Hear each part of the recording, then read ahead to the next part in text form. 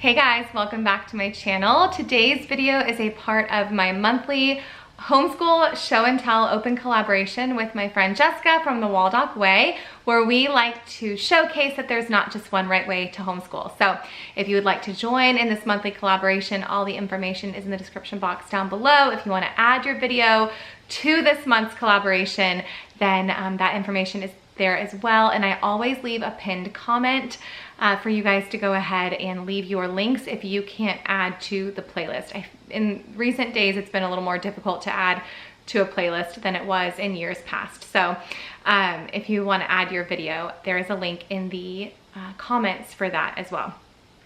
So today's topic is how we use technology in our homeschool, and I am thrilled to be sharing on this topic. Well, not really. I feel like I don't have much to add to the conversation, but I'm thrilled to be hosting the collaboration for this because I would really love to hear others' perspectives on how they bring technology and steward it well in their homeschool, because I, have a long history of being not fearful, but just resistant to bringing technology in.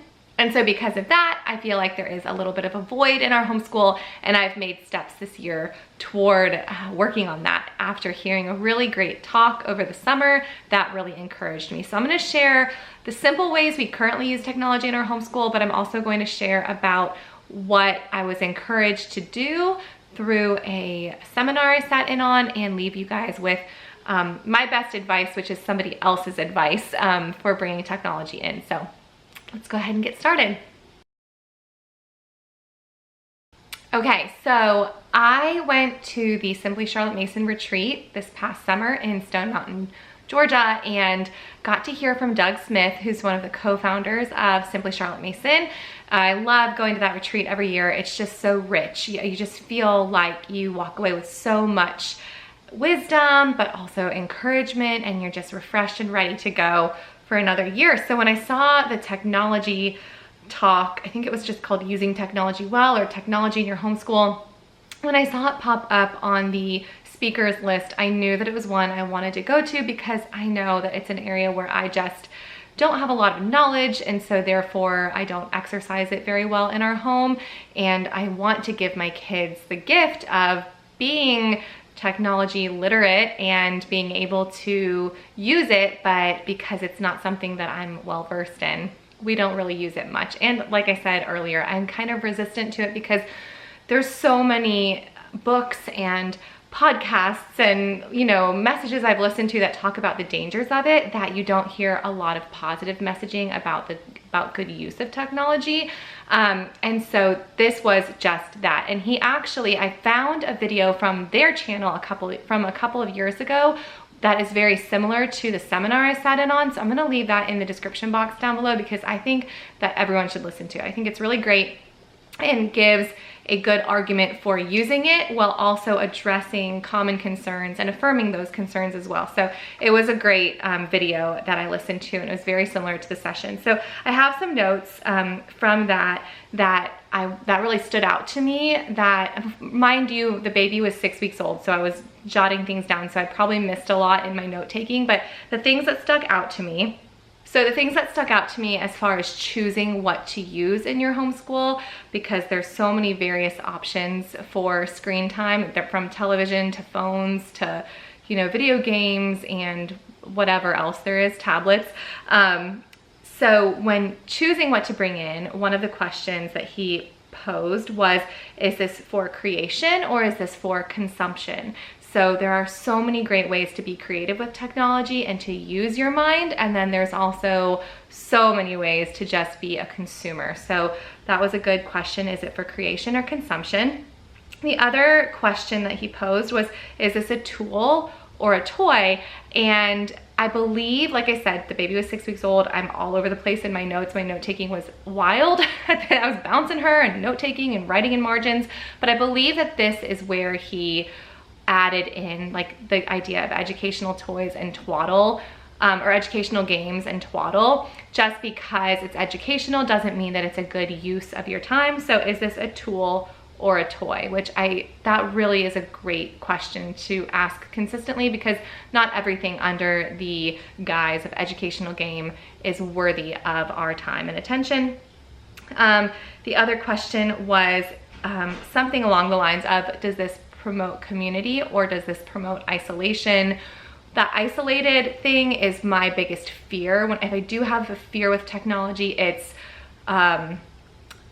obviously content. Like, what is the content that's coming in through advertisements or coming in through messaging or imagery, or just the true fear I have is that isolation, which we all know. We all know someone, or we've all seen just somebody become a total recluse, or kids lacking in developmental or social skills because of the isolation of technology, or the promotion of only virtual conversation or relationship skills versus that one-on-one or ability to speak in a crowd. So community or isolation. He gave some great suggestions for ways to steward technology to promote community, and we've actually been doing that.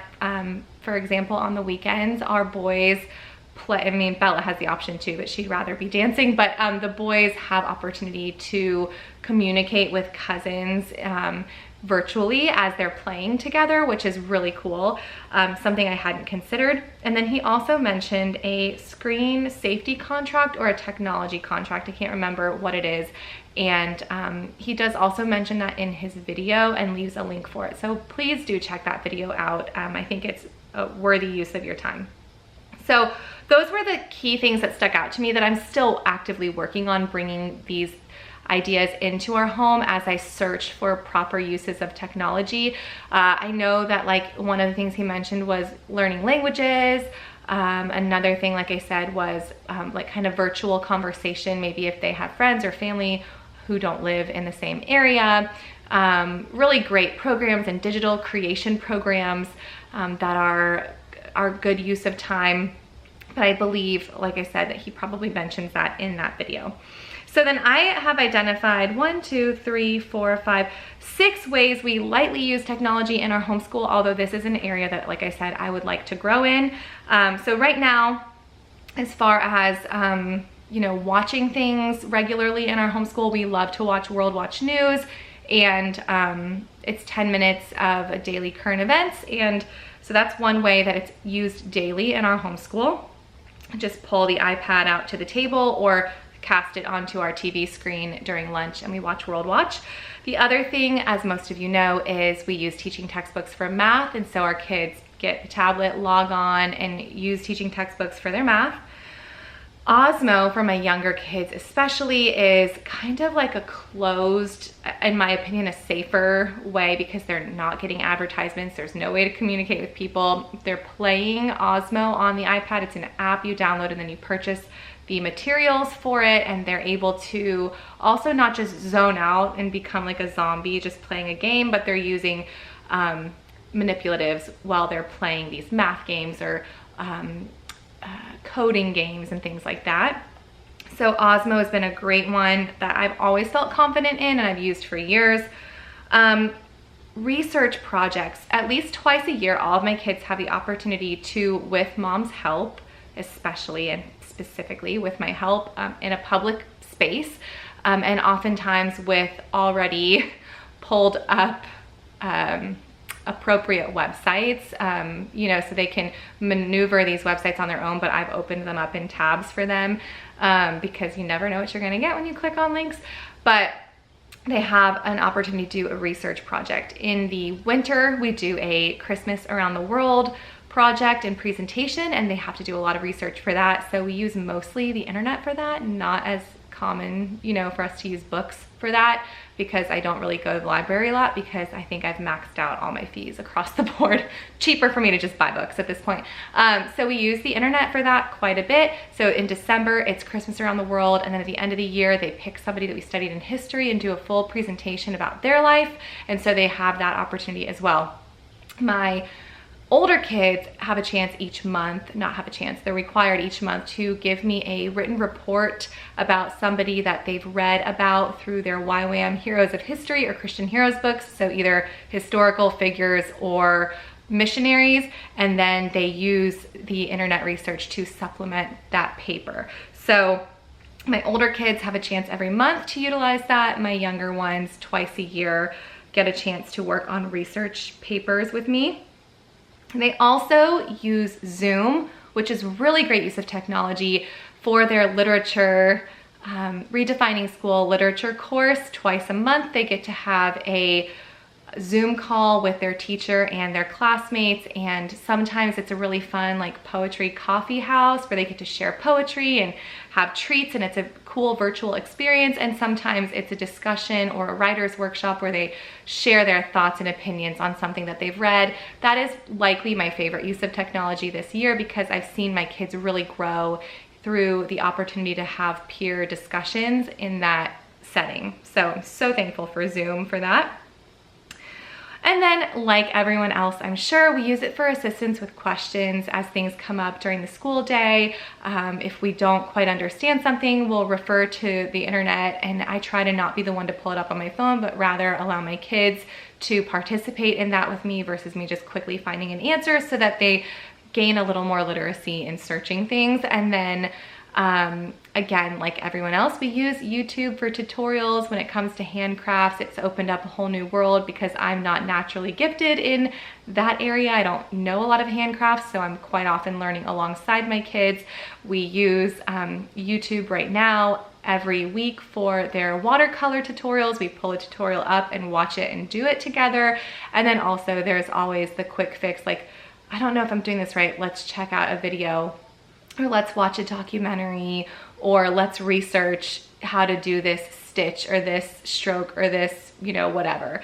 So there's that just for assistance in our skills that we're learning.